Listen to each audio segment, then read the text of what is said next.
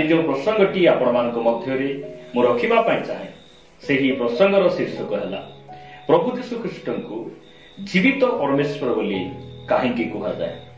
प्रभु यीशु ख्रीष्ट को जीवित ईश्वर बा जीवित प्रभु बोली आम्भे माने कहीं कहू। मु बाइबल रु 5टी प्रमाण रखिबा पई चाहे। 5टी विषय आपण मानक मध्यरे मु रखिबा पई चाहे जो द्वारा आमे आहुरी आमर प्रभु को भलो भाबरे जानि परिबा एवं आहुरी आमे तांको पछरे चालू चालू आमे तांकर गौरव प्रशंसा करि परिबा। आसंतु प्रथम विषय आमे बाइबल रु देखिबा जे प्रभु यीशु ख्रीष्ट को जीवित परमेश्वर बोली कहीं कह जाए। आपण माने मो सहित प्रेरित पुस्तक 17 अध्याय को आसीबे। प्रेरित पुस्तक 17 अध्याय 24 और 25 पद मु आम समस्त निमंते पाठ करबा पई चाहे। एठारे प्रकार लिखा जाए जो ईश्वर जगत और तन्मध्यस्थ समस्त पदार्थ सृष्टि करियछंती से स्वर्ग और पृथ्वीर प्रभु हेबारु हस्त निर्मित मंदिर समूह रे वास करंती नाही। 25 पद कियोबा ताहांकर कोनोसी अभाव थिबारु मनुष्य हस्त द्वारा सेवित हुअंती नाही जेणु से स्वयं समस्त जीवन निश्वास और समस्त पदार्थ दान करंती। प्रभु का नाम गौरव हो। प्रिय भाई भणी माने बाइबल कहे जे आम्भे माने जो परमेश्वर सेवा करूछु ताहांकर कोनोसी अभाव नाही। ताहांकु कोनोसी मनुष्य वस्त्र देवा आवश्यक नाही। तांकु कोनोसी रंग देवा आवश्यक नाही। तांकु कोनोसी लोक हाथ धरी चलाइबा आवश्यक नाही। कारण आमर परमेश्वर जीवित अटंती। आमे जो प्रभुंकर सेवा करूछु से सत्य वास्तव आउ से स्वयं जीवित परमेश्वर अटंती। ताहांक नामर प्रशंसा हो। लेखा जाए जे से समस्त को जीवन दान करियछंती। पृथ्वी रे मनुष्य हो पशु हो पक्षी हो सब विषय को से सृष्टि करियछंती आउ समस्त को से जीवन प्रदान करियछंती। निश्वास प्रश्वास ताहांकर अटे। प्रिय भाई भणी माने सेति पाई बाइबल कहे आम्भे माने निजे निचर नहु आम्भे माने ताहांकर अटु। जदि आपण माने आदि पुस्तक को आसीबे आदि पुस्तक 2 अध्याय रे गोटे सुंदर वाक्य लिखा जाए। परमेश्वर जेते बेले मनुष्य को से निर्माण कले आदि पुस्तक 2 अध्याय 7 पद लिखा जाए अनंतर सदाप्रभु परमेश्वर भूमिर धूली द्वारा मनुष्य को निर्माण करी ताहार नासिका रंध्र रे फुंक दे प्राणवायु प्रवेश कराइले तहिरे मनुष्य जीवित प्राणी है। प्रभु यीशु ख्रीष्ट कहीं से जीवित अटंती कारण मनुष्य को से जीवन देछंती। सेतिपाई से जीवित अटंती। समस्त प्राणी को से जीवन प्रदानकारी परमेश्वर अटंती। सेतिपाई से जीवित अटंती। आपण मानक मन मध्यरे गोटे प्रश्न आसी पारे जे पुरातन नियम रे जे यीशु ख्रीष्ट थिले कि यीशु तो पुरातन नियम रे नथिले से समय पिता थिले आ से सृष्टि कले ए प्रकार मन मध्यरे आपण मानक प्रश्न आसी पारे। प्रिय भाई भणी माने बाइबल कहे ताहांको छड़ा कोनोसी विषय सृष्टि हेई नाही। जदि आपण माने जोहन लिखित सुसमाचार 1 अध्याय को आसीबे जोहन लिखित सुसमाचार 1 अध्याय तार 3 पद रे लिखा जाए ताहांको द्वारा समस्त सृष्टि हैला। कहा द्वारा यीशु ख्रीष्टଙ୍କ द्वारा ताहांको द्वारा समस्त सृष्ट हैला आउ जे समस्त सृष्ट होई अछि सेति मध्यरु गोटिए सुधा ताहांको बिना सृष्ट होई नाही। सेतिपाई यीशु ख्रीष्ट स्वयं सृष्टिकर्ता अटंती। से एतिपाई से जीवित परमेश्वर अटंती। से समस्त को जीवन देइछंती कारण तांको ठारे कोनोसी अभाव नाही। मु द्वितीय विषय आपण मान निकटरे मु रखिबा पई चाहे यीशु ख्रीष्ट काहे कि से जीवित परमेश्वर अटंती। यीशु को आमे जीवित परमेश्वर बोली आमे काहे कि कहू। प्रभु को नाम और प्रशंसा हो। जदि आपण माने जोहन लिखित सुसमाचार 11 अध्याय को आसीबे 11 अध्याय 41 पदरु जदि 44 पद पर्यंत आमे पढू लिखा जाए आउ यीशु ऊर्ध्व दृष्टि करी कहिले पिता तुम्ही मोहर प्रार्थना सुनिलो बोली मु तुमको धन्यवाद देउछि।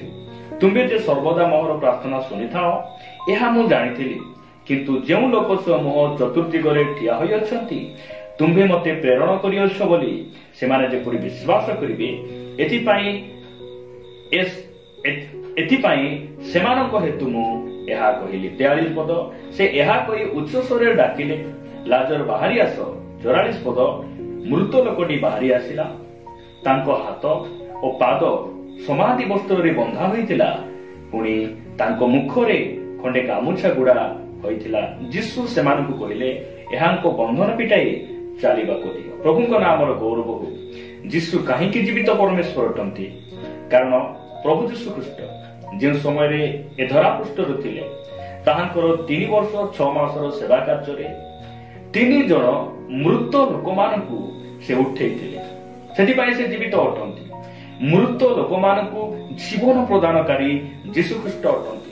ଏହି ସମଗ୍ର ପୃଥିବୀ ପୃଷ୍ଠରେ ଆଜି ଯାଏଁ ଏ ପ୍ରକାର କୌଣସି ପ୍ରଭୁ ନାହାନ୍ତି, ଏ ପ୍ରକାର କୌଣସି ବ୍ୟକ୍ତି ନାହାନ୍ତି ଯେଉଁମାନେ କି ମୃତ ଲୋକମାନଙ୍କୁ ଜୀବନ ପ୍ରଦାନ କରିଛନ୍ତି, ମୃତ ଲୋକମାନଙ୍କୁ ଉଠେଇଛନ୍ତି। ମୃତ୍ୟୁ ଲୋକମାନଙ୍କୁ ଜୀବନ ପ୍ରଦାନକାରୀ ଏକମାତ୍ର ନାମ ପ୍ରଭୁ ଯୀଶୁ ଖ୍ରୀଷ୍ଟ। ଆଉ ସେ ବ୍ୟକ୍ତି ମୃତମାନଙ୍କୁ ଉଠେଇଥିଲେ। ସେଥିପାଇଁ ଯୀଶୁ ଖ୍ରୀଷ୍ଟ ଜୀବିତ ଅଟନ୍ତି। ସେ ଜୀବିତ ପରମେଶ୍ୱର ଅଟନ୍ତି। ତାହାଙ୍କ ନାମର ଗୌରବ ହଉ। ମୁଁ ଆପଣମାନଙ୍କୁ ତୃତୀୟ ବିଷୟ କହିବା ପାଇଁ ଚାହେଁ। ଆପଣମାନେ ମୋ ସହିତ ମାଥ୍ୟୁ ଲିଖିତ ସୁସମାଚାରକୁ ଆସିବେ। ମାଥ୍ୟୁ ଲିଖିତ ସୁସମାଚାର 14 ଅଧ୍ୟାୟ 25, 26, 27 ପଦ ମୁଁ ପଢିବା ପାଇଁ ଚାହେଁ। ଲେଖାଯାଏ 25 ପଦରେ, କିନ୍ତୁ ରାତ୍ରିର 4ର୍ଥ ପ୍ରହରରେ ସେ ସମୁଦ୍ର ଉପରେ ଚାଲି ସେମାନଙ୍କ ପାଖକୁ ଆସିଲେ। 26 ପଦ, ପୁଣି ଶିଷ୍ୟମାନେ ତାହାଙ୍କୁ ସମୁଦ୍ର ଉପରେ ଚାଲିବାର ଦେଖି ଉଦ୍ବିଗ୍ନ ହୋଇ କହିଲେ, ଏ ତ ଭୂତ। ଆଉ ସେମାନେ ଭୟରେ ଚିତ୍କାର କଲେ। 27 ପଦରେ ଯୀଶୁ କହୁଛନ୍ତି, କିନ୍ତୁ ଯୀଶୁ ସେହି କ୍ଷଣି ସେମାନଙ୍କ ସହିତ କଥାବାର୍ତ୍ତା କରି କହିଲେ, ସାହସ ଧର, ଏ ତ ମୁଁ, ଭୟ କର ନାହିଁ। ପ୍ରଭୁଙ୍କ ନାମର ଗୌରବ ହଉ। ଏହି ସ୍ଥାନରେ ଗୋଟେ ବିଷୟ ପରମେଶ୍ୱର ଆମମାନଙ୍କୁ କହିବା ପାଇଁ ଚାହାନ୍ତି ଯେ ପ୍ରଭୁ ଯୀଶୁ ଖ୍ରୀଷ୍ଟ ଏଥିପାଇଁ ସେ ଜୀବିତ ଅଟନ୍ତି। ସେ ସମୁଦ୍ର ଉପରେ ଚାଲିପାରନ୍ତି, ପୋଖରୀ ଉପରେ ସେ ଚାଲିପାରନ୍ତି, ନଦୀ ଉପରେ ଚାଲିପାରନ୍ତି, କାରଣ ସେ ଜୀବିତ ଅଟନ୍ତି। ଆଉ ମୃତ ପରମେଶ୍ୱର ମାନଙ୍କୁ, ମୃତ ବ୍ୟକ୍ତି ମାନଙ୍କୁ ଆପଣ ପାଣି ଉପରେ ଫିଙ୍ଗିକି ଦେଖନ୍ତୁ, ଚଲେଇକି ଦେଖନ୍ତୁ, ସେମାନେ ପାଣିରେ ଭାସି ଯାଆନ୍ତି। ସେମାନେ ପାଣିରେ ହିଣ୍ଡି ପାରନ୍ତି ନାହିଁ, ଚାଲି ପାରନ୍ତି ନାହିଁ, କାରଣ ସେମାନଙ୍କ ମଧ୍ୟରେ ଜୀବନ ନାହିଁ। ପ୍ରଭୁ ଯୀଶୁ ଖ୍ରୀଷ୍ଟ ଏଥିପାଇଁ ଜୀବିତ ଅଟନ୍ତି। ତାଙ୍କୁ କୌଣସି ଏ ପୃଥିବୀର ବିଷୟ ତାଙ୍କୁ ଅଟକାଇ ପାରେ ନାହିଁ, ତାଙ୍କୁ କଣ କରିପାରେ ନାହିଁ, ପରାଜୟ କରିପାରେ ନାହିଁ, କାରଣ ସେ ଜୀବିତ ଅଟନ୍ତି। ଆଜି ଯାଏ ପୃଥିବୀରେ କୌଣସି ବ୍ୟକ୍ତି ପାଣି ଉପରେ ଚାଲି ନାହିଁ। ବୈଜ୍ଞାନିକ ମାନଙ୍କର ମତ ଅନୁସାରେ ସମସ୍ତ ଜ୍ଞାନ, ସମସ୍ତ ବୁଦ୍ଧି, ଯେତେ ଆମେ ଟେକ୍ନୋଲୋଜି ପ୍ରୟୋଗ କଲେ ମଧ୍ୟ କୌଣସି ବ୍ୟକ୍ତି ପାଣି ଉପରେ ଚାଲିପାରେ ନାହିଁ। ବିନା ଯନ୍ତ୍ରରେ, ବିନା ଟେକ୍ନୋଲୋଜି, ବିନା ଉପାୟରେ ପାଣି ଉପରେ ଜଣେ ବ୍ୟକ୍ତି ଚାଲିପାରେ ନାହିଁ। ସେ ଚାଲିପାରନ୍ତି ଯେ କି ପରମେଶ୍ୱର ଅଟନ୍ତି, ଯେ କି ଜୀବିତ ପରମେଶ୍ୱର ଅଟନ୍ତି, ଯେ ସତ୍ୟ ଅଟନ୍ତି, ସେ ପାଣି ଉପରେ ଚାଲିପାରନ୍ତି। ଆଉ ସେ ହେଉଛନ୍ତି ପ୍ରଭୁ ଯୀଶୁ ଖ୍ରୀଷ୍ଟ। ତାହାଙ୍କ ନାମର ଗୌରବ ହଉ। ଆଜି ଦିନ ମାନଙ୍କରେ ଯେଉଁମାନେ ମୁଁ ଭଗବାନ, ମୁଁ ପରମେଶ୍ୱର ବୋଲି ଦାବି କରୁଛନ୍ତି, ସେମାନଙ୍କୁ ଯଦି ସମୁଦ୍ର ଉପରେ ଛାଡ଼ି ଦିଆଯାଏ, ସମୁଦ୍ର ଉପରେ ଚାଲିବା ପାଇଁ ସେମାନଙ୍କୁ କୁହାଯାଏ, ସେମାନେ ଭାସିଯିବେ। ସେମାନେ ସେଇ ସମୁଦ୍ରରେ ସେମାନେ ଭାସି ଭାସି ପଳାଇବେ, ଡୁବିଯିବେ। ମାତ୍ର ପ୍ରଭୁ ଯୀଶୁ ଖ୍ରୀଷ୍ଟ ସେ ଯେଉଁ ସମୟରେ ଧରାପୃଷ୍ଠରେ ଥିଲେ, ସେ ପାଣି ଉପରେ ଚାଲି ଚାଲି ଆପଣ ଶିଷ୍ୟମାନଙ୍କ ନିକଟକୁ ଗଲେ। କାହିଁକି ଗଲେ? କାରଣ ତୋଫାନକୁ ଶାନ୍ତ କରିବା ପାଇଁ, ସେମାନଙ୍କୁ ସୁରକ୍ଷା ଦେବା ପାଇଁ ଆଜି ମଧ୍ୟ ପରମେଶ୍ୱର ଆମର ଜୀବିତ ଅଟନ୍ତି। ଯେଉଁ ସମୟରେ ଆମେ ଦୁଃଖରେ ଭାଙ୍ଗି ପଡୁଛୁ, ଅଭାବରେ ପଡୁଛୁ, ରୋଗରେ ପଡୁଛୁ, ଆମର ପ୍ରାର୍ଥନାକୁ ସେ ଶୁଣୁଛନ୍ତି। ଆଜି ମଧ୍ୟ ସେ ଜୀବିତ ଅଟନ୍ତି, ଆମ ମଧ୍ୟକୁ ସେ ଧାଇଁ ଆସୁଛନ୍ତି। ତାହାଙ୍କ ନାମର ଗୌରବ ହଉ। ମୁଁ ଚତୁର୍ଥ ବିଷୟ ଆପଣମାନଙ୍କୁ କହିବା ପାଇଁ ଚାହେଁ ଯେ ପ୍ରଭୁ ଯୀଶୁ ଖ୍ରୀଷ୍ଟ ସେ କାହିଁକି ଜୀବିତ ପରମେଶ୍ୱର ଅଟନ୍ତି। ଯଦି ଆପଣମାନେ ମାଥ୍ୟୁ ଲିଖିତ ସୁସମାଚାର 28 ଅଧ୍ୟାୟକୁ ଆସିବେ, ମାଥ୍ୟୁ ଲିଖିତ ସୁସମାଚାର 28 ଅଧ୍ୟାୟ 5 ଆଉ 6 ପଦରେ ଲେଖାଯାଏ, କିନ୍ତୁ ଦୂତ ସ୍ତ୍ରୀ ଲୋକମାନଙ୍କୁ ଉତ୍ତର ଦେଲେ, ତୁମ୍ଭେମାନେ ଭୟ କର ନାହିଁ, କାରଣ ତୁମ୍ଭେମାନେ ଯେ କ୍ରୁଶରେ ହତ ଯୀଶୁଙ୍କର ଅନ୍ୱେଷଣ କରୁଅଛ, ଏହା ମୁଁ ଜାଣେ। ସେ ଏଠାରେ ନାହାନ୍ତି, କାରଣ ସେ ଯେପରି କହିଥିଲେ ସେହିପରି ସେ ଉଠି ଅଛନ୍ତି। ଆସ, ସେ ଯେଉଁଠାରେ ଶୋଇଥିଲେ ସେହି ସ୍ଥାନ ଦେଖ। ତାହାଙ୍କ ନାମର ଗୌରବ ହଉ। ଯୀଶୁ କାହିଁକି ଜୀବିତ ଅଟନ୍ତି? ସେ କବରରେ ନାହାନ୍ତି। ରୋମିଓ ଲୋକମାନେ ତାହାଙ୍କୁ ମାରି କ୍ରୁଶରେ ବଦ୍ଧ କରି ଯେଉଁ ସମାଧିରେ ସେମାନେ ପୋତି ଦେଇଥିଲେ, ସମାଧିରେ ରଖିଥିଲେ, ପ୍ରଭୁ ଯୀଶୁ ଖ୍ରୀଷ୍ଟ ସେ ସମାଧିରେ ନାହାନ୍ତି, ସେ ଉଠି ଅଛନ୍ତି। ଆଜି ଯାଇ ପୃଥିବୀରେ ଯେତେ ଧନୀ ମାନେ ଆସିଲେ, ପଣ୍ଡିତ ମାନେ, ଜ୍ଞାନୀ ମାନେ, ଶିକ୍ଷିତ ଲୋକମାନେ, ମହାପୁରୁଷ ମାନେ ପୃଥିବୀକୁ ଆସିଲେ, ସମସ୍ତେ ଆଜି ଯାଇ କବରରେ ଅଛନ୍ତି।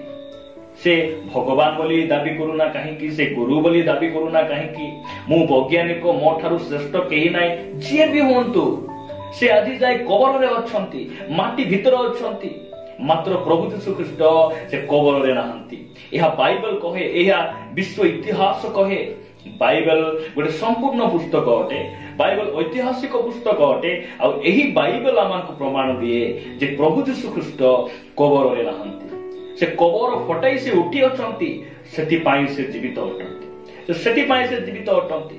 ତାହାଙ୍କ ନାଁ ଆମର ଗୌରବ ହଉ। ପ୍ରିୟ ଭାଇ ଭଉଣୀ ମାନେ, ଆମେ ଯେଉଁ ପରମେଶ୍ୱରଙ୍କର ସେବା କରୁଛୁ, ସେ ବାସ୍ତବ ଅଟନ୍ତି, ସେ ଜୀବିତ ଅଟନ୍ତି। ଆଉ ଆମେ ମାନେ ସୌଭାଗ୍ୟଶାଳୀ ଲୋକମାନେ ଅଟୁ ଯେ ଏହି ପ୍ରକାର ଜଣେ ପରମେଶ୍ୱରଙ୍କ ପଛରେ ଆମେ ଚାଲୁଛୁ। ଯେତେ ନିନ୍ଦା ଆସୁଛି, ଅପମାନ ଆସୁଛି, ଖ୍ରୀଷ୍ଟିଆନ ଲୋକମାନଙ୍କୁ ମାରି ଦିଆଯାଉଛି, ତଥାପି ଦିନକୁ ଦିନ ପ୍ରଭୁ ଯୀଶୁ ଖ୍ରୀଷ୍ଟଙ୍କର ପଛରେ ଲୋକମାନେ ଚାଲୁଛନ୍ତି, ତାହାଙ୍କର ରାଜ୍ୟ ବିସ୍ତାର ହେଉଛି। ତାହାଙ୍କ ନାଁ ଆମର ଗୌରବ ହଉ। ଶେଷ କଥା କହି ମୁଁ ସମାପ୍ତ କରିବା ପାଇଁ ଚାହେଁ ଯେ ପ୍ରଭୁ ଯୀଶୁ ଖ୍ରୀଷ୍ଟ କାହିଁକି ସେ ଜୀବିତ ପରମେଶ୍ୱର ଅଟନ୍ତି। ଯୋହନ ଲିଖିତ ସୁସମାଚାର 14 ଅଧ୍ୟାୟ ତାର 6 ପଦରେ ଲେଖାଯାଏ, ଯୀଶୁ ତାଙ୍କୁ କହିଲେ, ମୁଁ ପଥ, ସତ୍ୟ ଓ ଜୀବନ, ମୋ ଦେଇ ନଗଲେ କେହି ପିତାଙ୍କ ନିକଟକୁ ଯାଏନି। ସେ କାହିଁକି ଜୀବିତ ଅଟନ୍ତି? କାରଣ ସେ ନିଜେ କହିଛନ୍ତି, ମୁଁ ହିଁ ଜୀବନ ଅଟେ, ମୁଁ ହିଁ ଜୀବିତ ଅଟେ। ଏହା ଏ ଦୁନିଆର କୌଣସି ଗୁରୁ, କୌଣସି ବାବା, କୌଣସି ଜ୍ଞାନୀ ପଣ୍ଡିତ କେହି ମଧ୍ୟ କହିନାହାନ୍ତି। ମୁଁ ମଧ୍ୟ ଜୀବନ ବୋଲି ଯୀଶୁ କହିଲେ ନାହିଁ। ମୁଁ ହିଁ ଜୀବନ ଅଟେ, ମୁଁ ହିଁ ପଥ ଅଟେ, ମୁଁ ହିଁ ସତ୍ୟ ଅଟେ।